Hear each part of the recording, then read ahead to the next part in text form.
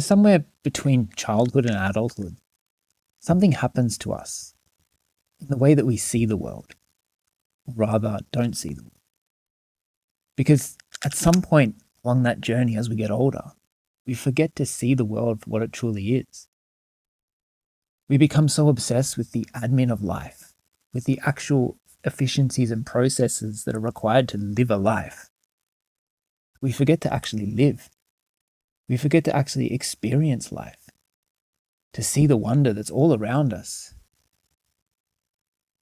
And I was reminded of this recently when I came home from a work trip and my daughter gave me this piece of paper that she'd drawn, and she wrote, "I missed you," and she drew all these pictures of these various animals on it. And my immediate reaction to this was, why these animals?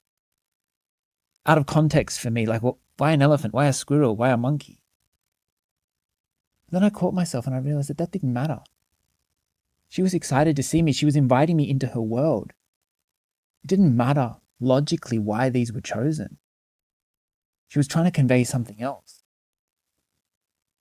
And I think that's what happens to us too often in life.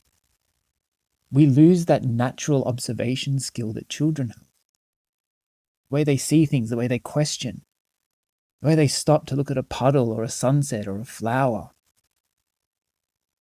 And when I look at how adults live, we feel like we're doing the right thing. We've got tunnel vision.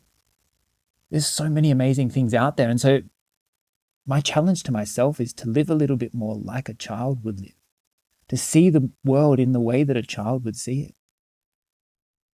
Because when you do that, when you open up vision to really notice the world and not be so set on how you function within it, but rather how you see it, you suddenly realize that there's all these other options out there.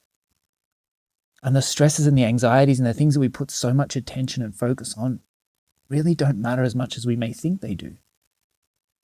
And that can be really liberating. So as I've gone through this process myself, as I've tried to be more observant of the world around me, I found it's freed me up a lot to have more connected experiences. And let's face it, more fun experiences. Life's here to be experienced. Life's here to be lived. So let's live it. I hope this observation's been useful to you. Please subscribe, follow along, and I'll see you in the next video.